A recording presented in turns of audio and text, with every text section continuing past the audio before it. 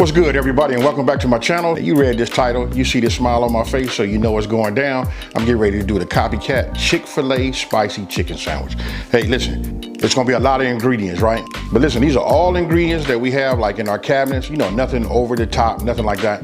Listen, we're gonna follow this process. Listen, we done made it a few times here in this household, and we love it. Hey, so I'm not gonna over talk it. We finna get right into it, and I'm gonna break it down into 3 sections. Let me just say that right now. I'm gonna break it down in first, we're gonna do our little marinade, then we're gonna make our sauce, and then we're gonna make our bread, and then we're gonna go ahead and put it all together. Hey, with that being said, let's get into these ingredients, so let's make it happen.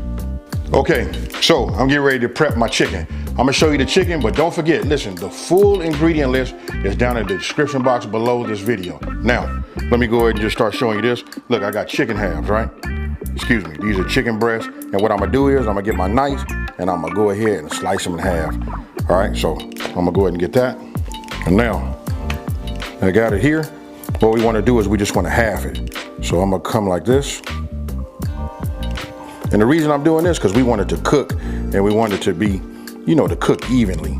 And then, you know, when you have these thick parts of the chicken breast, some will be ready, like this part over here will be ready, and then the thicker part, which will be up here and this together, they won't be ready. So you'll have undone chicken. So we just go ahead and half it like that.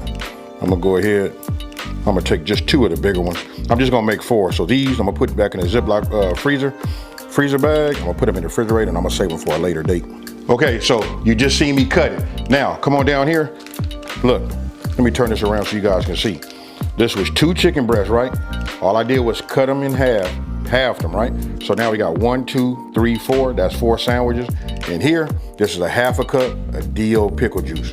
Now, in this hand right here, I got a Ziploc bag. What I'm gonna do is I'm just gonna open these up. Open this one up. We just wanna put this inside.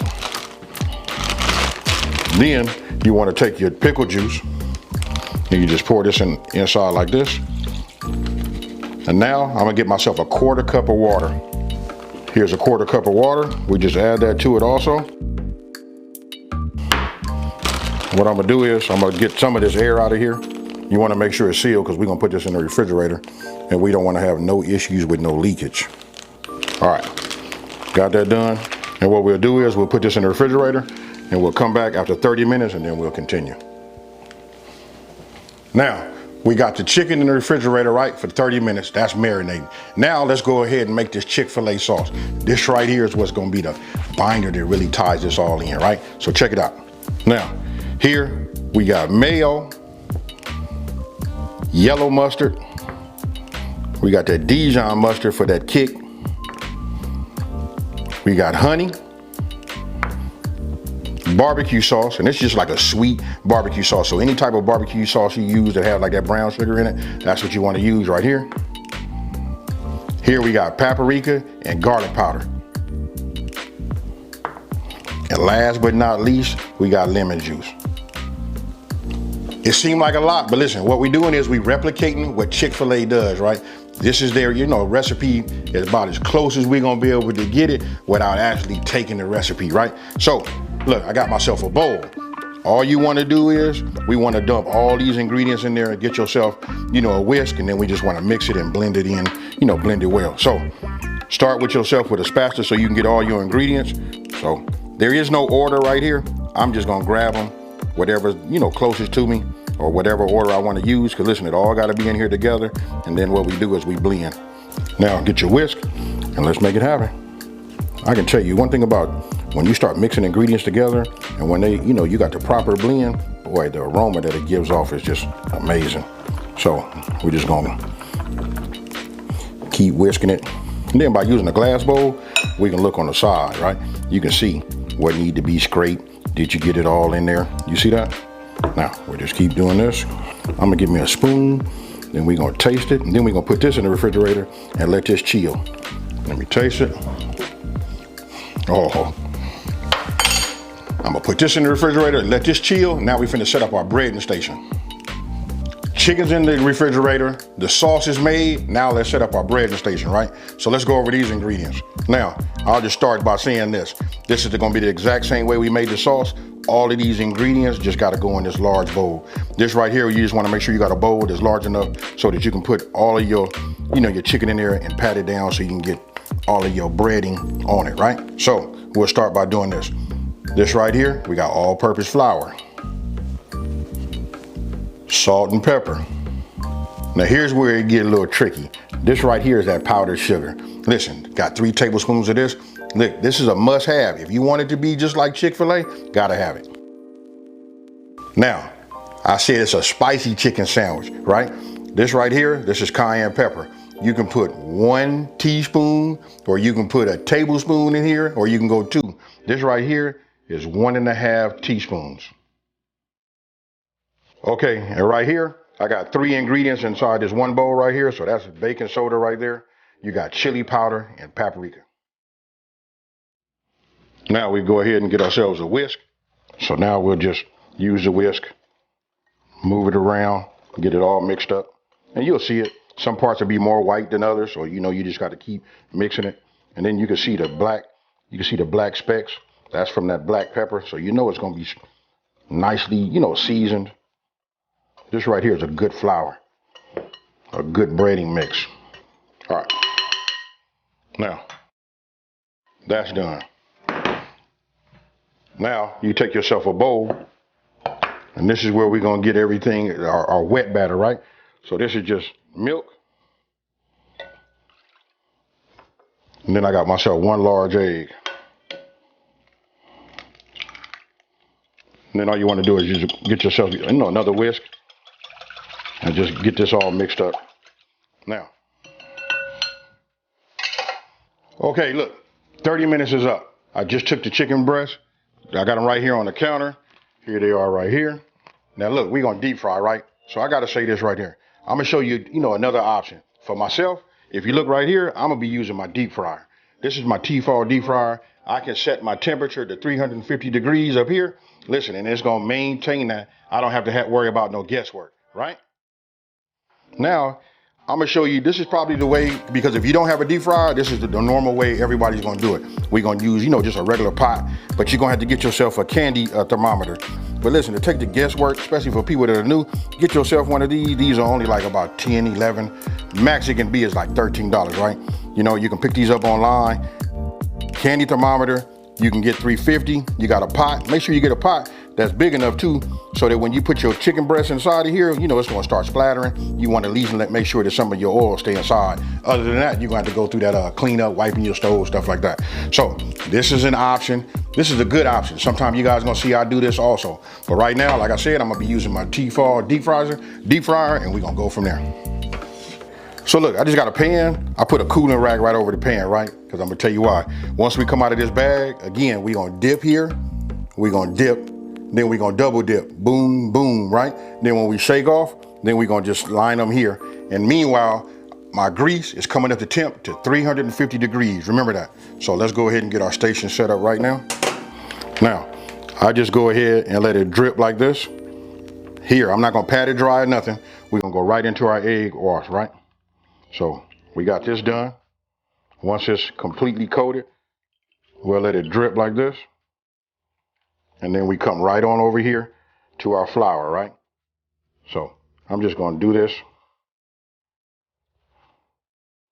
And then what I like to do is I like to mash it down, And then you're going to mash it in on the other side, because the other side is really, really textured. So we want to make sure we get it in there, right? So now here. Now I'm going to come back here. We're going to use this hand now. Like that. We're going to let it drip. We're going to lay it here. All it is just a repeat. That's all, folks. I don't want to overcomplicate it. Super easy. You can start to see the color on it, change. Look, so take your hand and get it like this. This is going to be the key to getting that good breading, And then you want to know why sometimes when we make it, it don't look the same way as other places. This is what they're doing, you guys. Real easy. Now, take it, shake it. You guys can see it on both sides, fully coated. We're just going to lay it right here. And now, all we're going to do is repeat. Okay, now look, Look inside those crevices right there. Look, this is key. You want to make sure you got flour everywhere. And that, what we're doing is we building the flour up so we can have that, you know, that thick breading, right? We want it to be crunchy. After you come out of your wet wash, you go back because we double dipping. And then what you're doing is right now, you just want to make sure you put some flour over the top, because you'll notice I'm going to put my hand when it's flat and I'm going to mash it in there. This is how we get that flour everywhere, not just dropping it and then sprinkling on there. You want to mash it. Just like what you see I'm doing right there. Look, there it is again. That is like, hey, listen, that's the key to having that thick, crunchy, you know, breading. Go ahead, shake it off. Once you shake off the excess, put it on your cooling rack, and then you repeat the process for as many pieces of chicken, you know, that you have. Got it, everything is done. They breaded both sides, right? My deep fryer is already at 350 degrees. So what I'm gonna do is, let's take this off.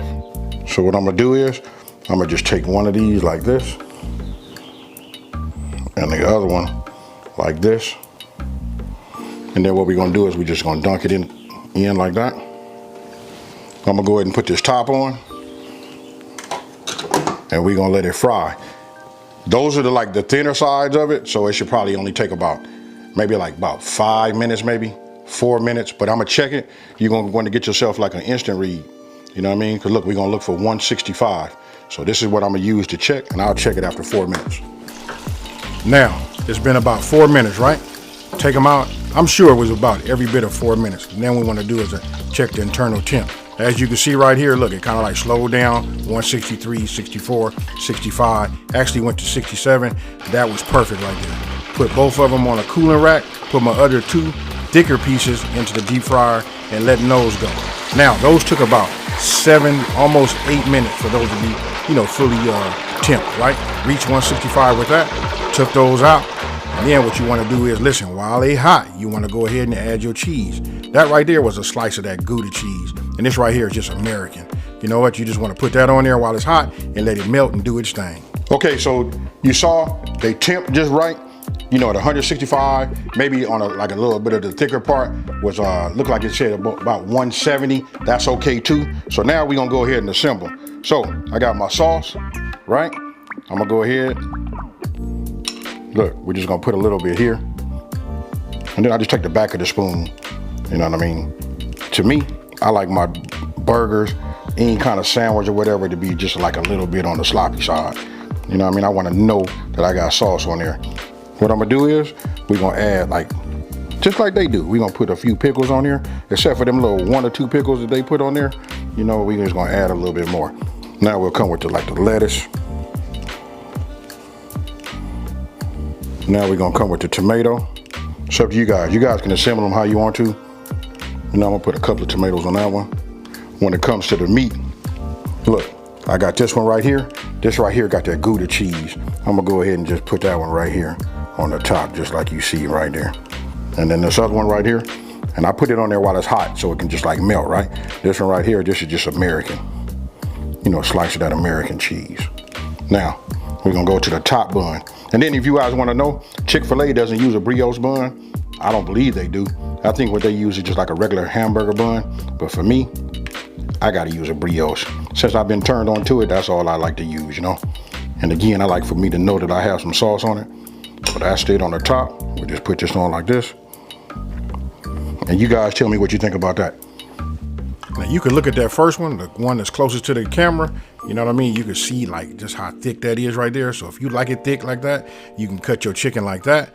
And then you can see the one to the left of that, right? That one seems to be just like a little bit thinner, but I can tell you both of them were fire. Then we got this one right here. And there you have it. That right there, I'm just gonna say, that's Chick-fil-A Spicy Chicken Sandwich, you know, down to the T, you know, outside of the bun. Hey, so you guys just seen the assembly. You saw about the thumbnail. Hey, listen, this right here is like, I know when we see them thumbnails, even when we looking in the menu at like Chick-fil-A or wherever you're going to go eat, when you get your food, it don't quite look the same, right? But I know these right here, these is fire. So look, I'm gonna go ahead, I'm gonna take this one. My mouth is watering. We finna go ahead and hit it. You see that? Now, hey, cheers everybody. It might drip out the back, but oh well.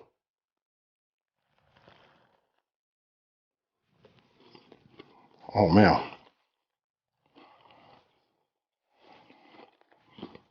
Oh. I don't know why I'm always amazed when I make these. Hey, super delicious. I'm not gonna over talk it. I'm not finna try to sell it. You guys can make your own spicy chicken sandwich at the house.